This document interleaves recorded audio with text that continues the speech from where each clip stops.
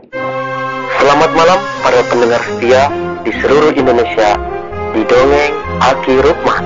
Selamat mendengarkan dan tetap merdeka. Assalamualaikum warahmatullahi wabarakatuh. Bismillahirrahmanirrahim. Alhamdulillahilladzi ba'atsa bil ummiyina rasula yatluna alaihim ayatuna wa yujakihim wa yubasyiral mu'minin amma ba'du. Selamat malam Sampurasun. Malam ini kita lanjutkan tentang tinjauan keluarga berencana di negara Nepal. Kayaknya dua sajalah, Nepal itu tidak banyak yang dicontoh, tapi malahan yang perlu diperingatkan kepada kita malah supaya kita menghindari cara-cara yang kelemahan di Nepal. Ya, kemarin kita sudah cerita bahwa Nepal itu kawin muda, merajalela, terus tidak ada macam-macam lah, ya, sehingga Nepal itu 40% penduduknya itu di bawah 15 tahun. Sekarang ada hal-hal lagi yang tentang tinjauan terhadap KB. Pertama, tahun 2002 Nepal sudah mentargetkan TFR 4,2. Tahun 2002, padahal TFR kita sudah di bawah 3 kan waktu itu. Nah, Nepal baru ingin menargetkan, karena dari 48 itu kan Aki sudah bicara bahwa tahun berapa dia baru sampai ke 2010 saja baru sampai kepada 4,8. Padahal dia sudah menargetkan 4,2. Padahal menurut hasil penelitian, keinginan punya anak itu dari hasil penelitian itu perempuan itu hanya 2,6. Sedangkan laki-laki 2,8. Nah, disinilah jelas bahwa orang Nepal kurang akal. Itu ya, seharusnya kan menurut penelitian ya, kalau di kita namanya unmet need lah begitu ya. Begitu. Kemudian peserta KB itu di Nepal tahun 1985 itu baru 15%. Baru 15%. CU perpusnya itu. Sedangkan pada tahun 2010 itu melonjak sampai 39%. Kalau di kita kan tahun 2010 itu ada yang sudah 106%. Karena ada hewan yang di KB gitu, begitu. Pokoknya di kita sudah di atas 60% lah. Begitu, di sana itu baru 39%. Itu pun peserta KB-nya pil dan suntik. Wah, payah di situ tuh, pil dan suntik. Sedangkan IUD atau kalau di kita namanya MKJP itu sangat ditakuti oleh orang Nepal. Jadi Nepal itu masih dalam KB-nya itu terbelakang lah begitu ya. Somse si Aki. Ya, kita sebagai orang pengelola KB di Indonesia yang ikut dari awal, ikut bangga dong lah. Ya, boleh saja agak somse sedikit begitu. Hasil kita bersama begitu. Jadi tahun 2010 itu baru sampai 39,2%. Nah, sekarang kita rinci apa sebabnya Nepal itu tidak maju KB-nya. Yang pertama adalah Nepal itu tidak punya badan khusus yang mengurus tentang KB.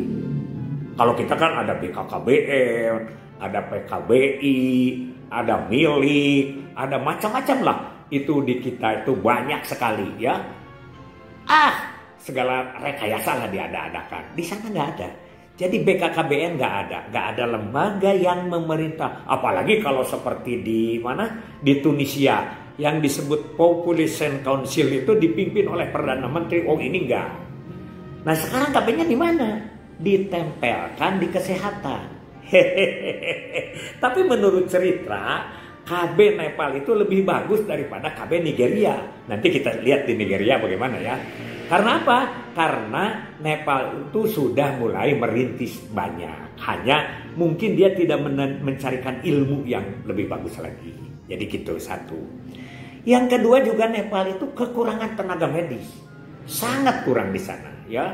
Karena tenaga medis yang terus bekerja siang malam itu kadang-kadang juga sakit-sakitan, meninggal dunia. Memang terjal jauh jangkauannya itu agak susah di sana itu. Satu dokter di sana itu hampir harus mengurus 20.000 sampai 25.000 penduduk. Sebetulnya sih di kita juga hampir begitu kalau dokter matok sekarang juga di kecamatan. Kalau dulu di kita di kecamatan paling ada satu. Sedangkan penduduk kecamatan juga di kita itu lebih banyak dari 20.000. Hanya kalau kita kan bertumpuk di kota dan lain sebagainya. Tapi ini mah kalau rata-rata satu dokter paling-paling dia harus mengurus 20.000 sampai 25.000 penduduk. Itu gambaran Nepal. Yang ketiga, lemahnya Nepal itu adalah sistem pemerintahannya berubah-ubah. Sistem pemerintahannya berubah-ubah, pasti kebijakannya juga berubah-ubah, pimpinannya berubah-ubah. Ini yang repot ya. Seperti di kita aja lah gitu. Orde lama dengan orde baru itu padahal kita sistem pemerintahannya sama saja NKRI. Tapi kita kan ada orde lama, ada orde baru, ada orde reformasi dan lain sebagainya lah. Itu juga berubah-ubah perubahannya. Nepal itu tahun 1768 dia kerajaan dibangun bersatu dan kerajaan. 1915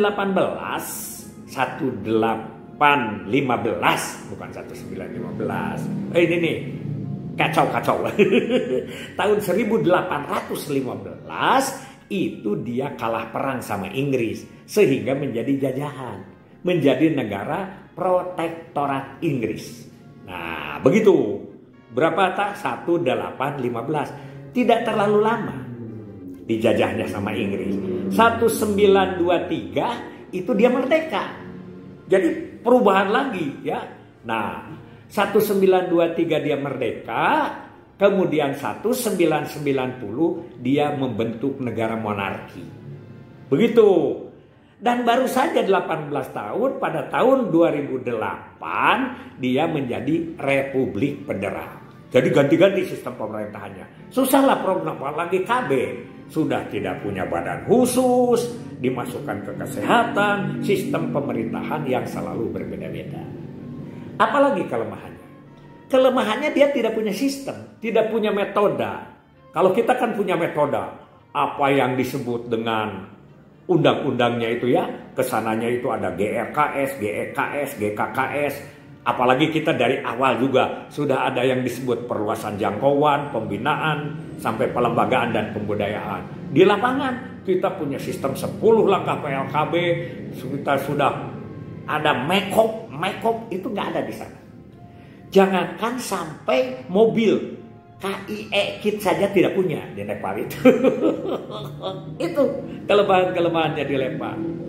Berikutnya juga di Nepal itu kerjasama. Kalau kita semua lembaga dikerahkan, apalagi di Tunisia ya, semua menteri dan lain sebagainya dikerahkan. Di Nepal tidak ada. Nah, oleh karena itu lembaga dengan lembaga-lembaga, dengan ulama, dengan segala macam tidak ada, dia monoton aja. Dan yang terakhirnya akhirnya apa? Partisipasi masyarakatnya tidak muncul. Tidak muncul partisipasi masyarakat itu. Apalagi kalau masyarakat harus membiayai sendiri. Itu belum muncul pada saat itu. Begitulah Nepal. Mudah-mudahan tidak kita. Tidak seperti Nepal ya. Nepal itu ya punya Gunung Himalaya sekali lagi. Dia punya Mount Everest. Mudah-mudahan ini sebagai gambaran buat kita, sebagai wawasan buat kita, sebagai bahan KIE lah buat kita. Khususnya harus diketahui oleh para pengelola program Bangga Kencana. Hatur nuhunnya. Demikian saja dari Aki untuk Nepal kita selesaikan sampai hari ini, atau 2 part ada. Ya, 2 parts ada aja gitu. Hasbunallahu wa ni'mal wakil, ni'mal maula wa ni'man nasir. Wassalamualaikum warahmatullahi wabarakatuh.